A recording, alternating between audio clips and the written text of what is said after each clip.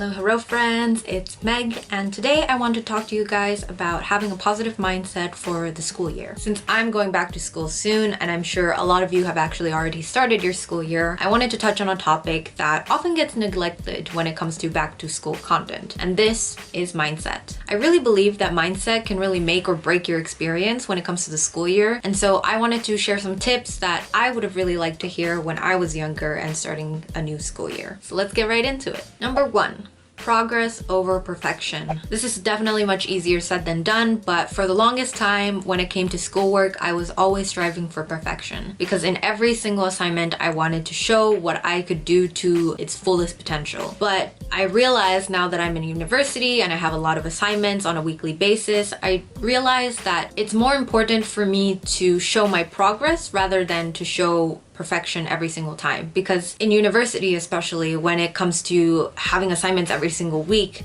you don't necessarily have the time to be perfecting every single assignment, and that's okay. And I think it took me the longest time to figure this out because I was, in the habit of always trying to do my best on things, and that in itself is inherently not a bad thing, but I think we often get into this mindset of less than perfect means absolute trash, when in reality, less than perfect is fine. Showing progress is what's really important. And so being able to show that you're incrementally getting better, being able to show that, you are progressing in your understanding of the subject, that's more important than making sure that your work is absolutely perfect. Again, definitely very much easier said than done, but I highly recommend that you think about this quote, progress over perfection, every time you tackle an assignment, because I feel like that will definitely help you kind of cement that in, because that's what I did. I repeated this phrase to myself over and over again. Progress over perfection, progress over perfection. And it, eventually started to kind of click with me about, hey, being able to show that I'm able to do, even like 80% of the work is much better than 0% and better than trying to do 100% and burning out very, very quickly. And so you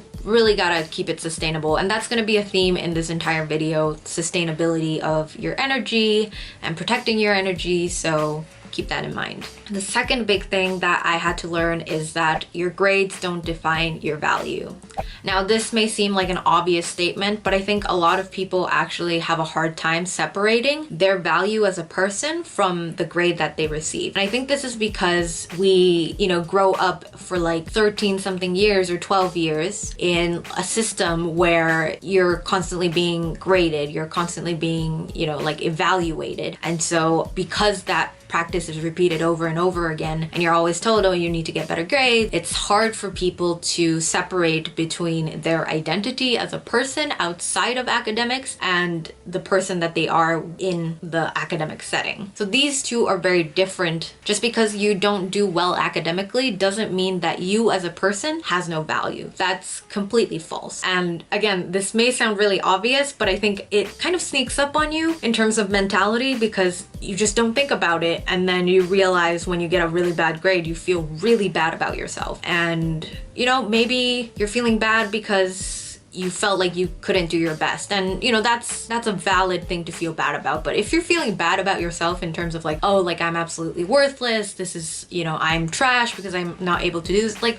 that's false. That's completely false, because you as a person has value regardless of what grade you get or regardless of what kind of academic achievement you have. The third thing is asking for help when you need it. Now, this is definitely more of an action thing, less than a mindset thing, but it's definitely something that is related to mindset because you have to be in a place mentally where you're willing to ask for help, where you're able to ask for help. And I feel like that's actually quite hard. At least for me, I find it very difficult to ask for help. But I've found in the past few years that asking for help has always benefited me.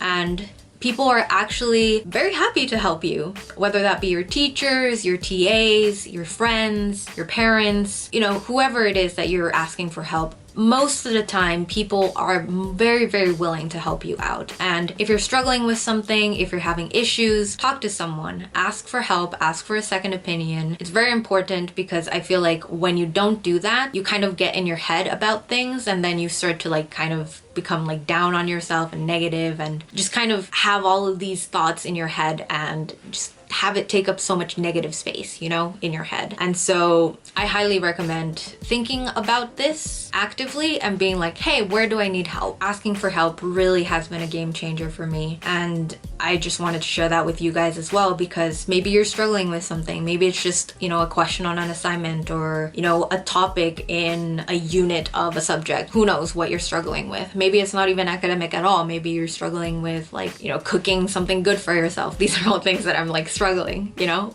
myself. And so if you're struggling with any of these things, ask for help. I asked my friend to help me, you know, figure out recipes that I could cook for myself. And because they were local, they knew a lot more about like what I could get from the supermarkets and like what was easy to make. And they just had a lot more knowledge around that stuff. And they were happy to share that with me because, you know, I was their friend. And you'll probably be surprised to find that like TAs and the teachers, they're there to help you.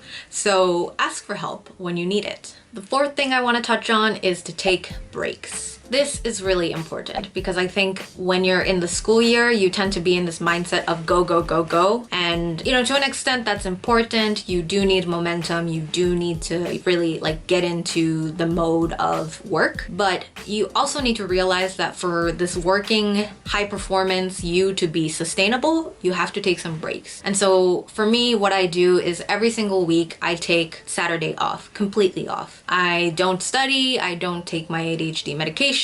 I just, you know, do what I want to do, whether that be creating videos or playing games, reading, whatever I want to do. Maybe it's just lying in bed and watching videos. That's fine. I just take a day off every single week because I know that if I don't take that day to let myself just breathe for a second, I am going to burn out very quickly. I think this is really important to make sure that your high performing self can actually show up every single week and, you know, keep it sustainable. So that's all of the tips that I have for you today. I hope they were helpful to you. And if you found any of these helpful, please leave a like. And if you have any questions or have some additional tips that you would like to share with everyone, leave a comment down below. I would love to read your thoughts. And if you're interested in content like this, or you're interested in seeing my face again, consider subscribing. Thank you so much for watching, and I'll see you in the next one. Bye!